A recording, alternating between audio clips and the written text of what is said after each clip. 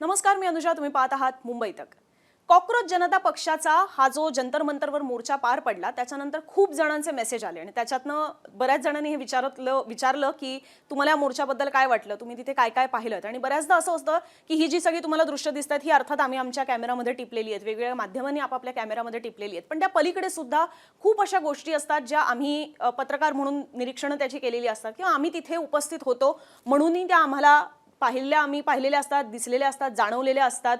आणि त्यातनं सुद्धा काही गोष्टी ज्या आहेत त्या आज मला असं वाटलं की त्या तुमच्याबरोबर शेअर करायला हव्या, कारण त्याबद्दलचे सुद्धा खूप प्रश्न हे सोशल मीडियावर विचारले जातात. त्याच्यातला एक आहे तो म्हणजे की ह्या पक्षामागे कुठलं तरी राजकीय पक्षाचं पाठबळ होतं का, ज्या पद्धतीने हा तिकडचा सगळा खर्च करण्यात आलेला आहे, तर त्याबद्दल कुणाचा राजकीय पाठिंबा होता का. त्या पलीकडे जाऊन या मोर्चामध्ये इतर कोण कोण आलेलं होतं, म्हणजे काही विद्यार्थी संघटना होत्याच, पण त्या पलीकडे जाऊन सुद्धा खरोखर तिथे मीडिया आणि या विद्यार्थी संघटनांचीच गर्दी होती की खरोखर सर्वसामान्य तरुण सुद्धा तिथे आलेले होते, याही बद्दल लोकांना प्रश्न आहेत. सो असे एक ना अनेक प्रश्नांबद्दल मी तिथे काय पाहिलं याबद्दल तुम्हाला माहिती नक्की देते आत्ताच्या या व्हिडिओमध्ये. आणि तुम्ही सुद्धा जर त्या मोर्चाला आलेला असाल तर तुमची सुद्धा निरीक्षणं मला कमेंट बॉक्समधून जाणून घ्यायला नक्की आवडतील. पण मी सध्या सांगते त्या दृष्टीने एक मुद्दा तो म्हणजे की खरोखर या मोर्चाला तेवढा प्रतिसाद मिळाला का आणि खरोखर या मोर्चाला तेवढी गर्दी होती का.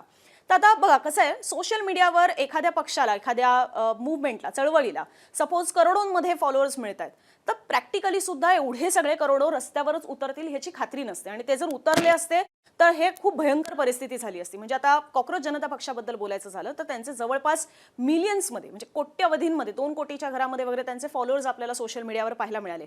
पण इमॅजिन करा की हा जंतर मंतरवर खरोखर एवढे कोट्यवधी लोक आले असते किंवा त्याच्या अगदी 10% लोक सुद्धा आले असते, तेवढी लाखोंची गर्दी ही या ठिकाणी मॅनेज करणं शक्य झालं असतं का, तर ती नक्कीच शक्य झालं नसतं. पण अर्थात जे लोक तिथे आलेले होते त्यांचा सुद्धा रिस्पॉन्स जर पाहिला तर एक साधारणतः 2-1 हजाराच्या घरामध्ये त्यावेळेला तिथे लोक उपस्थित होते हे पाहायला मिळालं. आणि ते काही केवळ दिल्लीमध्ये होते म्हणून आले होते असं नाहीये. मी ज्यांच्याशी बोलले ऑफ कॅमेरा सुद्धा, तर त्याच्यामध्ये सुद्धा उत्तर प्रदेश किंवा राजस्थान, हरियाणा, महाराष्ट्रातनं खूप जण आलेले होते. असे वेगवेगळ्या राज्यांमधनं सुद्धा लोक जी आहेत ती तिथे आलेली होती. महाराष्ट्रातनं बोलायचं झालं तर पुणे, कोल्हापूर, नाशिक, मुंबई या पट्ट्यांमधनं सुद्धा खूप जण जी आहेत या मोर्चाला मला स्वतः भेटली. आणि त्यातले काही जण जे होते हे खरोखर इथनं त्या मोर्चासाठी तिथे गेलेले होते आणि काही जण हे दिल्ली स्थायिक होते किंवा दिल्लीत कामानिमित्त गेले होते आणि म्हणून तिथे त्या मोर्चाला आले असंही पाहायला मिळालं. त्यामुळे मोर्चाला नक्कीच गर्दी होती आणि मोर्चामध्ये फक्त विद्यार्थी संघटनाच होत्या असं नाहीये. तुम्हाला ही जी सगळी दृश्य दिसतात त्याच्यात प्रामुख्याने खूप माध्यमं दिसत असतील आणि त्या पलीकडे जाऊन खूप विद्यार्थी संघटना पाहायला मिळत असतील. सो अर्थात SFI असेल किंवा आयसा, AISA असेल, डुसूचे असतील, ह्या सगळ्या किंवा JNU मधनं अनेक विद्यार्थी जे आहेत तेही या मोर्चाच्या ठिकाणी आलेले होते. आणि त्याबद्दलची एक भावना असे सुद्धा दिसून आली की त्याच्यामध्ये ह्या विद्यार्थी संघटनाच एक प्रकारे हा मोर्चा हायजॅक करतायत की काय, नाही ऍक्च्युली CJPचे लोक मागे पडतायत की काय, असंही काही क्षणाला वाटलं. कारण की ज्या वेळेला अभिजित दिपके तिथे आले त्यांनी एकदा भाषण केलं, त्याच्यानंतर तिकडे स्टेजवर त्यांनी भाषण केलं. ह्या सगळ्या वेळेला हे काही स्टुडंट युनियन्सची जी लोक होती ती आपापले पॉकेट्स करून तिथे उभी होती आणि ते त्यांच्या पद्धतीने काही गाणी गातायत, नारे देत आहेत, माध्यमांशी बोलतायत. सो काही जण सेल्फ गोल करण्याच्या प्रयत्नात होते का असंही दिसलं. पण दिपकेंना ते त्यावेळेला ओके होते ते त्याच्यासाठी, कारण की सरतेशेवटी उद्देश एक होता आणि त्या एका उद्देशासाठी हे सगळे जण रस्त्यावर उतरलेले होते. आणि ते जे सोशल मीडियावरचं चित्र होतं ते ऍक्च्युली ऑन ग्राउंड सुद्धा चित्र आहे हेही दाखवण्याची संधी त्यांना त्यामार्फत मिळालेली होती. त्यामुळे जो दिपकेंच्या आंदोलनाचा उद्देश होता तो एक प्रकारे ह्याच्यातनं सफल झाला असं दिसलं की हा पाठिंबा काही केवळ सोशल मीडियापुरता मर्यादित नाहीये, तर तो ऍक्च्युली ग्राउंड पर्यंत सुद्धा आहे हे ते त्याच्यातनं दर्शवू शकले. आता याच्यात एक दुसरा मुद्दा पण होता तो म्हणजे की ह्या मोर्चामध्ये ज्या पद्धतीचे नारे दिले जात होते तर डेफिनेटली आझादीसारखे नारे असतील किंवा इतरही काही नारे असतील हे सुद्धा नारे ह्याच्यामध्ये देण्यात आलेले होते. आणि त्यातनं तिथे बऱ्याचदा असं झालं, म्हणजे एक गोष्ट तर आमच्याच कॅमेरामध्ये टिपण्यात आली की त्याच्यामध्ये एका व्यक्तीचं असं म्हणणं होतं की हे भारत माता की जय म्हणत नाहीयेत किंवा भारताच्या बाजूने नारे देत नाहीयेत, तर हे टिपिकल ते आंदोलनजीवी किंवा तुकडे तुकडे गँगचे वगैरे आहेत का, अशा पद्धतीने आरोप झालेले होते. पण त्याच वेळेला मग दुसरी व्यक्ती तिकडे यायची, ती त्यांना काउंटर करायचे. हे सगळं कॅमेऱ्यात तुम्ही पाहिलेलं असेल. पण ही गोष्ट केवळ त्या एका प्रतिक्रियेपुरता मर्यादित नाहीये. हे असं तिथे बऱ्याचदा होत होतं की सतत कोणीतरी यायचं आणि ते त्यांना या पद्धतीने चॅलेंज करायचं की आता तुम्ही हा नारा देऊन दाखवा, तुम्ही तो नारा देऊन दाखवा, तुम्ही भारताच्या बाजूने नारे देत नाहीयेत याचा अर्थ तुम्ही पाकिस्तानी आहात वगैरे वगैरे. हे अशा पद्धतीने डिवचण्याचे, हिणवण्याचे सुद्धा प्रयत्न तिथे तिथे झालेले होते आणि त्यातनं बऱ्याच वेळेला असं होत होतं की मारामारीच्या घटना होत असतील, एकमेकांच्या अंगावर धावून जाणं असेल, हे होत होतं आणि मग तिथली लोकच त्यांना सावरत होती. पोलिसांचा, दिल्ली पोलिसांचा रॅपिड ॲक्शन फोर्स हा बंदोबस्त तिकडे कमालीचा होता. म्हणजे सुरुवातीला खरं तर पार्लमेंट स्ट्रीट म्हणून तिथला पोलीस स्टेशन आहे, त्या ठिकाणी दिपके येणार होते आणि तिकडनं ते परवानगी घेऊन पोलिसांकडनं जंतर मंतरवर जाणार होते. पण दिपके एअरपोर्टवर आले त्याच वेळेला ही परवानगी पोलिसांनीच देऊन टाकली वगैरे वगैरे. पण ज्या वेळेला तिथे आता हे जे काही माध्यमांनी रिपोर्ट केलं ना की फारशी गर्दी दिसत नाहीये, 200-300 आले असतील वगैरे वगैरे, हे ॲक्च्युली चित्र होतं, हे पार्लमेंट स्ट्रीट इथलं चित्र होतं पोलीस स्टेशनच्या इकडचं. कारण त्यावेळेला दिपके तिथे ॲक्च्युली आलेले नव्हते. सो त्यावेळेला तिकडे अगदी सकाळच्या सुमारास जमलेली थोडक्यात गर्दी होती आणि माध्यमं जास्त होती. त्यामुळे तिकडचं चित्र नक्कीच असं होतं की मोर्चाला काही फार गर्दी असेल असं वाटत नाहीये. पण जसं दिपके एअरपोर्टवरनं त्या आंदोलन स्थळासाठी निघाले आणि त्या पार्लमेंट स्ट्रीट पोलीस स्टेशनच्या इथे सुद्धा ज्यावेळेला ही पोलिसांकडून घोषणा करण्यात आली की परवानगी देण्यात आलेली आहे, तर तुम्ही सगळे इथे थांबू नका, तुम्ही जंतर मंतरवर जा. आणि ते अतिशय चालण्यासारखंच अंतर होतं, म्हणजे वॉकेबल डिस्टन्स होतं, 2 मिनिटात तुम्ही तिथनं तिथे पोचाल असं ते अंतर होतं. त्यामुळे मग हे सगळे जे इथले उपस्थित होते ते सगळे तिकडे गेले. विद्यार्थी संघटनांबद्दल सुद्धा मला अशी माहिती मिळाली की त्या विद्यार्थी संघटनांना सुद्धा टार्गेट होते की त्यांनी साधारणतः त्यांच्याकडचे जमेल तेवढे विद्यार्थी तिथे घेऊन यावेत. सो अशा पद्धतीने मग हळूहळू ती जंतर मंतरवर मोठ्या प्रमाणात गर्दी आणि हे असे पोस्टर्स आणि बॅनर्स घेऊन आलेले आपल्याला लोक त्याच्यातनं पाहायला मिळालेले होते. तर हे एक नक्कीच होतं की पोलिसांचा कमालीचा बंदोबस्त होता. प्रचंड मोठ्या प्रमाणात तिथे पोलीस फोर्स होती आणि बऱ्याच जणांना अशीही भीती वाटत होती की इथे मोठ्या प्रमाणात लाठीमार आणि या सगळ्या गोष्टी होतील का. थँकफुली त्या सगळ्या गोष्टी झाल्या नाहीत, अशा अर्थाने की त्याच्यातनं आणखीन मग परिस्थिती कदाचित चिघळली गेली असती. दोन्ही बाजूनी याबद्दलची दाद दिली जाते की पोलिसांनी फार कुठल्याही पद्धतीने त्याच्या आडकाठ्या आणल्या नाहीत किंवा पोलिसांनी त्याच्यामध्ये लाठीमार वगैरे अशा गोष्टी केल्या नाहीत आणि पोलिसांनी सुद्धा फार संयमाने तो सगळा मोर्चा हाताळला. आणि ॲट द सेम टाइम इथे सुद्धा ज्या ज्या वेळेला 2 गट एकमेकांना भिडायचे प्रयत्न करायचे त्यावेळेला CJPची लोक तिथे ते सावरण्याचा सुद्धा प्रयत्न करत होते. इनफॅक्ट काही वेळेला मला स्वतः सुद्धा रिपोर्टिंग करताना आणि मी ज्या लोकांना पाहिलं त्यांच्याबद्दल सुद्धा असं सतत एक वाटायचं की आपल्या मागून सतत एक व्यक्ती ही फिरतीये. सो हे पण होत होतं की आता मला कल्पना नाही की ती व्यक्ती खरोखर CJPची होती का, पण ते अर्थात आंदोलन करायला तिथे आलेल्यांपैकी होते आणि ते हे नक्की बघायचे की कोण कुठल्या पद्धतीने रिॲक्शन्स देते.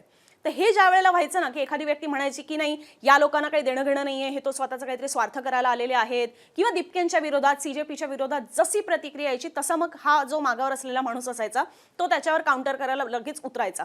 तर हे मी काही प्रमाणात तिथे नक्कीच पाहिलेलं आहे की हे अशी माणसं तिथे बरोबर होती की जी प्रत्येक गोष्टीवर निरखून त्यांची नजर असायची की कोण काय बोलतंय, कोणाकडे कशा पद्धतीच्या प्रतिक्रिया जातात. अर्थात हा अनुभव काही सरसकट सगळ्यांनाच येईल असं नाहीये, पण विशिष्ट गटाचा विशिष्ट माध्यमांवर असलेला राग सुद्धा काही प्रमाणातला लक्षात घेता हे अशा पद्धतीने दिसून आलेलं होतं की यूट्यूबर्स किंवा जे डिजिटल कॉन्टेंट वाले जे चॅनल्स आहेत त्यांच्या मागे अशी माणसं नव्हती, पण जी मेनस्ट्रीम मीडियामधले चॅनल्स आहेत त्यांच्या मागे मला असं जाणवलं की अशा पद्धतीने एक माणूस हा सतत तिथे यायचा, तो पाहायचा की कोण काय रिॲक्शन देत आहे आणि त्या पद्धतीने जर गरज वाटली तर तो त्याच्यात मध्यस्थी सुद्धा करायचा. पण अर्थात ते काही फार हानिकारक होतं असं नव्हतं, पण एक नजर ठेवली जात होती हे मात्र त्याच्यातनं नक्कीच जाणवलं. आता याच्यामध्ये आणखीन एक मुद्दा येतो तो म्हणजे की मीडियाचा. सोशल मीडियावर मीही खूप रिॲक्शन्स पाहिल्या मीडिया संदर्भातल्या आणि खूप लोकांनी आपापल्या पद्धतीने काहीही दावे सुद्धा त्याच्यामध्ये केलेले आहेत. सो मला असं वाटतं की त्याबद्दल सुद्धा एक स्पष्टता मिळणं गरजेचं आहे. हा जो मोर्चा होता आता इथे ही एवढ्या मोठ्या प्रमाणात तुम्हाला गर्दी दिसते, ह्याच्यामध्ये प्रामुख्याने तुम्हाला डिजिटल मीडिया कॉन्टेंट क्रिएटर्स हे खूप मोठ्या संख्येने दिसतील. म्हणजे ज्यावेळेला सुरुवातीला सुद्धा पार्लमेंट स्ट्रीट इथे मी गेले त्यावेळेला सुद्धा मी आणि माझे एक सहकारी होते, आम्ही दोघेही याबद्दल बोलत होतो की अरे याच्यात केवढ्या मोठ्या प्रमाणात कॉन्टेंट क्रिएटर्स आलेत किंवा किती मोठ्या प्रमाणात यूट्यूबर्स आलेत. तर म्हणजे हे कशावरनं जाणवतात, कारण की जे मेनस्ट्रीम मीडिया असतात त्यांच्या हातात एक त्यांचा चॅनलचा बूम असतो, जे सोशल मीडियावाले असतात किंवा यूट्यूबर्स असतात त्यांच्या हातात त्यांचा एक तो फक्त बिना कुठल्याही नावाचा वगैरे नसलेला असा एक छोटासा माईक असतो. तर त्यातनं त्या गोष्टी समजत होत्या. खूप वेगवेगळ्या पद्धतीने एक्सपेरिमेंट करत सुद्धा हे कॉन्टेंट क्रिएटर्स आलेले होते, वेगवेगळ्या पद्धतीने ते त्याची मांडणी सुद्धा करत होते. सो हे नक्की आहे की जशी सोशल मीडियावर एक जेन्झीज किंवा यूथची क्रेज जास्त पाहायला मिळत होती त्याच पद्धतीने कॉन्टेंट क्रिएटर्स आणि यूट्यूबर्स जे आहेत त्यांच्यामध्ये सुद्धा एक ही वेगळी क्रेज होती की हा मोर्चा तर कव्हर करायचाच आहे आणि म्हणून ते तिथे मोठ्या संख्येने आलेले होते. मीडियाच्या बाबतीत बोलायचं झालं तर की ज्या वेळेला अभिजित दिपके हे तिथे भाषण करत होते त्यावेळेला झालेलं असं होतं की सगळ्यांनाच अर्थात ते भाषण ऐकायचं होतं. जे ते मोर्चा पाहण्यासाठी आलेले होते, समर्थन द्यायला आलेले होते त्यांनाही पाहायचं होतं आणि ॲज अ मीडिया माध्यम म्हणून आम्हाला ते कव्हर करायचं होतं. त्यामुळे तिकडे ना भयंकर गर्दी झालेली होती. त्यात त्यांची माईक सिस्टीम जी आहे ती काय म्हणजे बेकार होती असंच आपल्याला म्हणायला हवं, कारण त्याच्यावरनं फारसं ना ऐकायला येत नव्हतं. भले दीपकेंच्या हातात माईक होता, पण त्या माईकवरनं संपूर्ण ठिकाणी ऐकायला येत नव्हतं. आधी जिकडे त्यांनी भाषण केलं तिकडे स्टेजवरचं भाषण वेगळं, त्याच्या आधीचं जे भाषण झालं मी त्याबद्दल बोलतेय. सो त्यावेळेला त्याच्यामुळे खूप गर्दी होत होती की सगळ्यांनाच त्या दीपकेंच्या जवळ जाऊन तिथे ते काय बोलतात हे सगळं ऐकायचं होतं. आता त्याच्यात हाच इश्यू झाला की तिथे जे भाषण करायला आलेले होते त्यांना सांगण्यात येत होतं की तुम्ही खाली बसा, जेणेकरून माध्यमांचे जे कॅमेराज आहेत त्याच्यामध्ये दीपके आणि त्यांचं भाषण वगैरे आहे या सगळ्या गोष्टी व्यवस्थित दिसतील. त्याच्यामध्ये खूप मोठ्या प्रमाणात गडबड झाली आणि दीपकेंनी त्याच्यामध्ये असं सांगितलं, त्यांनी त्यांच्या माईकवरनं घोषणा केली, त्याच्यात त्यांनी असं सांगितलं की या आंदोलकांना बसू दे खाली आणि माध्यमांनी थोडं मागे जावं. आता ह्याचे बऱ्याच जणांनी वेगवेगळ्या पद्धतीने अर्थ काढले आणि माध्यमांना म्हणे हाकलून दिलं वगैरे वगैरे. असं काहीही झालेलं नाहीये. माध्यमांना दीपकेंनी स्वतः हाकललेलं नाही. अर्थात दीपकेंना सुद्धा याची जाणीव असणार आहे की माध्यमं त्यांनाच कव्हर करायला आलेली आहेत. त्यामुळे हे ज्यांनी कोणी भ्रम पसरवलेले आहेत ना की हाकलवण्यात आलं वगैरे वगैरे, तर ते प्लीज भ्रम तुमचे दूर करा, कारण की प्रत्यक्षरित्या जे आम्ही पाहिलेलं आहे त्याच्यामध्ये दीपके स्वतः नक्की काही माध्यमांवर टीका करत होते, पण जी माध्यमं तिथे त्यांना कव्हर करायला आलेली होती त्यांना ते फक्त एवढंच रिक्वेस्ट करत होते, विनंती करत होते की थोडं मागे उभं राहा, जेणेकरून हे सगळे जे आलेले आहेत त्यांना बसता येईल. पण ते जे बसलेले होते त्यांनी या दीपकेंच्या वक्तव्याचा खूप वेगळाच अर्थ काढला आणि त्यांनी माध्यमांच्या विरोधात वाटेल तसे नारे द्यायला सुरुवात केली आणि त्याच्या क्लिप्स मग व्हायरल झाल्या की कशा पद्धतीने माध्यमांना तिथे सीजेपीच्या मोर्चामध्ये ट्रोल करण्यात आलं वगैरे वगैरे. अर्थात याच्यामध्ये मला हेही सांगायला आवडेल की जी माध्यमं, म्हणजे मगाशी मी जसं म्हटलं की जी मेनस्ट्रीम मीडिया आहे त्यांचे ते माईक असतात, त्या माईकवर त्या माध्यमाचं नाव असतं, तर ते पाहून काही जणांचा राग रोष हा तिकडे पाहायला मिळाला आणि ते त्यांना काही नावं ठराविक लावून, काही लेबल्स ठराविक लावून तिकडे चिडवण्याचा प्रयत्न करत होते. आता त्याच्यामध्ये पर्सनली मला पण असं वाटलं की ज्या पद्धतीने तुम्हाला एका विशिष्ट लेबल्स लावल्याचा राग येतो, जसं की तिथे काही लोक अशी आलेली होती की जे ह्यांना तुकडे तुकडे गँग किंवा आझादीचे नारे कशाला लावता या मोर्चामध्ये, ह्या पद्धतीने चिडवत होती आणि मग ह्यांना राग येत होता. तर त्याच पद्धतीने माध्यमं तिथे तुम्हालाच कव्हर करायला आलेली होती, ज्याच्यामध्ये बऱ्यापैकी मेनस्ट्रीम मीडिया सुद्धा होता. तर त्यांना जर चिडवलं जात असेल तर त्याचा सुद्धा विचार करायला हवा की ज्यावेळेला तुम्हाला लेबल्स लावली जातात त्यावेळेला तुम्हाला कसा राग येतो आणि तुम्ही दुसऱ्यांना लेबल लावायला जाता तेव्हा त्याचं नेमकं काय होतं, त्या गोष्टींचा थोडा विचार व्हायला हवा. ही गोष्ट एका बाजूला, पण मूळ मुद्दा की तिकडे बऱ्याच जणांचं असं म्हणणं आहे की मेनस्ट्रीम मीडियाबद्दल त्यांचा राग आहे, पण मेनस्ट्रीम मीडियातले बरेचसे चॅनल्स हे तिकडे आलेले होते कव्हर करायला, जे मी स्वतः सुद्धा पाहिलेलं आहे. आणि अर्थात डिजिटल चॅनल म्हणून सुद्धा बरेच जणांनी ते आंदोलन जे आहे ते तिथे कव्हर केलेलं आहे. सो अशा पद्धतीने या सगळ्या गोष्टी ज्या आहेत त्या तिथे घडत होत्या आणि काही जण मात्र फार युनिक होती त्याच्यामध्ये की त्यांना या मोर्चाचं एक वेगळं आकर्षण होतं. त्यांना असं होतं की हे सगळं जे सोशल मीडियावर झालेलं आहे तर आम्हाला फक्त बघायचं हे की हे नेमकं चाललं काय होतं, हे कसं असणार आहे, कोण आहेत अभिजित दीपके, काय बोलणार आहेत ते, हे अशा पद्धतीने सगळे जे पोस्टर्स घेऊन आलेले होते. तर हे काहीतरी एक नवीन आकर्षणाचं गोष्ट आहे या दृष्टीने सुद्धा काही जण तिथे आलेले होते. म्हणजे एक व्यक्ती होती की जिथे हिट घेऊन आलेली होती कॉकरोचच्या कॉन्टेक्स्टने, तर आता झुरळांना मारायला जसं हिट वापरलं जातं म्हणून ते हिट घेऊन आलेले होते. तर त्याच्यापैकी एकाशी मी बोलले ऑफ कॅमेरा अर्थात की हे तुम्ही का घेऊन आलेले आहात, आणि त्याच्या हातात एक त्याचा माईक पण होता आणि तो काहीतरी वेगळ्याच पद्धतीचा होता, म्हणजे कालथ्याला माईक लावल्यासारखं वगैरे. तर मी त्यालाही विचारलं की हे काय आहे, तू कुठल्या मीडियाचा आहे आणि तू मीडियाचा असून हे करतोय वगैरे वगैरे अशाने. तर तो म्हणाला की मी नाही इथे काही मोर्चाला समर्थन द्यायला आलोय, मी तर हे फक्त पाहायला आलोय, मी तर हे फक्त एक आउट ऑफ एक्साइटमेंट आलेलो आहे. तर असंही बोलणारे तरुण होते. काही लोकांच्या मनात नक्कीच राग होता की ही एज्युकेशन सिस्टीम, शिक्षण व्यवस्था ज्या पद्धतीने आता आपलं त्याचा दर्जा घसरत चाललेला आहे, त्याच्यात पेपरफुटी प्रकरण ही सगळी समोर येतात, ह्याचा राग बाळगून सुद्धा, आणि अगदी एलिट क्लासमधली सुद्धा होती. म्हणजे एक सोशल मीडियावर व्हिडिओ नक्कीच व्हायरल होतो की याच्यामध्ये तुम्हाला या मोर्चामध्ये कुठल्याही अधिकारी वर्गाचे किंवा राजकारण्यांची मुलं दिसणार नाहीत, याच्यामध्ये केवळ शेतकरी आणि मजुरांची मुलं असतात आणि म्हणून आज हे सगळे रस्त्यावर उतरलेले आहेत. डेफिनेटली त्यांची असतातच, पण त्याच पलीकडे काही ज्यांना आपण उच्चभ्रू वर्ग मानतो तर अशा उच्चभ्रू वर्गातले सुद्धा काही लोक तिथे आलेली पाहायला मिळाली की ज्यांना हा मोर्चा काय आहे हे बघायचं होतं, त्या मोर्चामध्ये काय घडते हे बघायचं होतं. तर असाही वर्ग तिथे सहभागी व्हायला किंवा पाहायला आलेला होता. या पलीकडे जाऊन एक इंटरेस्टिंग गोष्ट ही सुद्धा आहे जी तिकडे बऱ्याच जणांना जाणवली, अगदी मला सुद्धा, की त्याच्यावर आरोप झालेले आहेत. मी त्या आरोपांच्या दृष्टीने बोलत नाहीये, पण हे निरीक्षण आहे की तिथे काही लोक अशी सुद्धा आलेली होती जी पर्सनल लेवल, त्यांच्या वैयक्तिक क्षमतेमध्ये ते प्रत्येकाशी जाऊन बोलत होते आणि ते हे सांगण्याचा प्रयत्न करत होते की एखाद्यावर राग असू शकतो, शिक्षण व्यवस्थेवर राग असू शकतो, शिक्षण मंत्र्यांच्या विरोधात राग असू शकतो, अगदी सरकारच्या विरोधात सुद्धा राग असू शकतो, पण तो व्यक्त करण्याची काय अशी पद्धत असू शकत नाही. म्हणजे ह्याच्यावरचा राग आहे म्हणून तुम्ही जे ऑलरेडी खराब आहेत, बरबटलेले आहेत त्यांच्याबरोबर जाणार का, अशा पद्धतीने तिकडे बोलणारी लोक होती.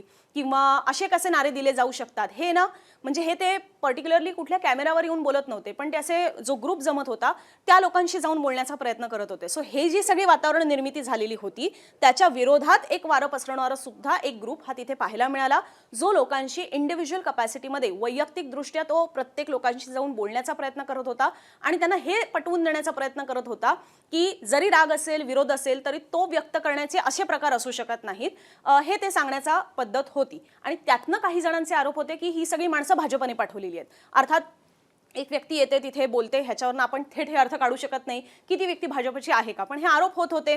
पण ही गोष्ट नक्की आहे की या आंदोलनाच्या विरोधात सुद्धा एक वातावरण निर्मिती करण्यासाठीचे प्रयत्न हे झालेले होते आणि त्या दृष्टीने काही लोकही तिथे आलेली होती आणि ती अशा पद्धतीने वेगवेगळ्या ग्रुपशी जाऊन बोलण्याचा प्रयत्न करत होती. ते समोरच्याचा राग ओळखत होते, त्यामुळे त्या रागाला ते डिस्कार्ड करत नव्हते. राग बरोबर आहे असं ते त्यांना सांगायचे, पण तो राग व्यक्त करण्याची अशी पद्धत असू शकत नाही किंवा राग व्यक्त करायचा आहे म्हणून काय आपण आपल्या शत्रूंसोबत हात मिळवणी करतो का, असं पटवून देण्याचा प्रयत्न करत होती. हे सुद्धा तिथे विशेषरित्या पाहायला मिळालेलं आहे. त्यामुळे आता दिल्लीमध्ये हे आंदोलन होतं म्हणून अशा पद्धतीने JNU, SFI किंवा आयसा या सगळ्या विद्यार्थी संघटनांचे तिकडे लोक आलेली आपल्याला पाहायला मिळाली, किंवा शनिवारचा दिवस होता म्हणून आलेली पाहायला मिळाली, पहिलाच मोर्चा होता म्हणूनही आलेले पाहायला मिळाले, अभिजित दिपके पहिल्यांदाच आले होते इथे म्हणूनही ही सगळी लोक आलेली पाहायला मिळाली. पण आता बघायला हवं की इथून पुढे सुद्धा जर अभिजित दिपके अशाच पद्धतीने आंदोलनांची मालिका सुरू ठेवणार असतील तर त्याला कसा प्रतिसाद मिळतो. दिल्लीतल्या पद्धतीने त्यांनी उद्या जाऊन जर मुंबई किंवा इतरही कुठल्या वेगवेगळ्या शहरांमध्ये ही आंदोलनं करण्याची ठरवली तर तिथे सुद्धा विद्यार्थी संघटनांचा असाच प्रतिसाद असणार आहे का.